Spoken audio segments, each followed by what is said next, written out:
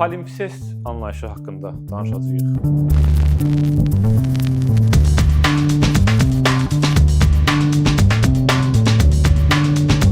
Çox məşhur bir əhvalatı xatırlamaq istəyirəm. Əlini rəngdən rəngə bulamış görkəmli rəssam Pablo Picasso 2-ci Dünya müharibəsinin axırlarında təxminən Aralıq dənizi sahilində yerləşən bir şəhərdə orta əsrlərdən qalma çox qədim, gözəl bir qəsrdə özünə sığınacaq tapmışdı. Həmin illər aclıq, qıtlıq illəri idi və aclıq, qıtlıq illəri olduğu üçün rəssam şəkil çəkməyə kətan tapa bilmirdi. Sənətkar içindəki yaratmaq ehtirasını öləziməyə qoymamaq üçün qaldığı qəsrdə əlinə keçən bütün qədim rəsm əsərlərini götürüb astarlayır və həmin rəsmlərin əvvəlki mövzusuna sadiq qalmaq şərti ilə həmin kətanlara öz variantlarını çəkir, alternativ variantlarını. Bu gün həmin versiyaların ikisi də həmin qəsrdə muzey kimi istifadə olunan həmin qəsrdə yanaşı nümayiş olunur. İstanbulda Ayasofya muzeyində də buna bənzər nümunələri görmək olar. Osmanlı İslam memarlığının qazılan, qopub düşən yerlərinin altından Bizans xristian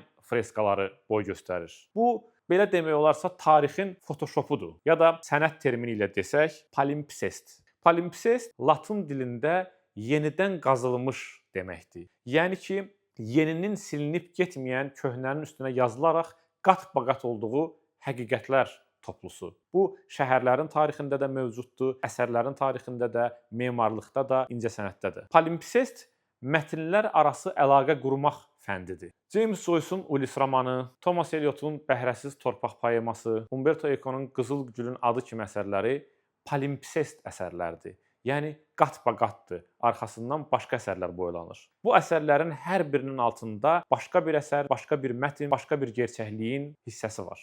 Bəzi alimlər düşünürlər ki, dilin özü ən böyük palimpsestdir. Çünki hər sözün içində başqa sözlər gizlənib. Mütaliə də, şərh də palimpsest xarakterlidir. Çünki hər hansı mətni təhlil edən şərhçi də mətnin altındakı başqa qatları qazıb üzə çıxarır. Fikrin arxeologiyası ilə məşğul olur.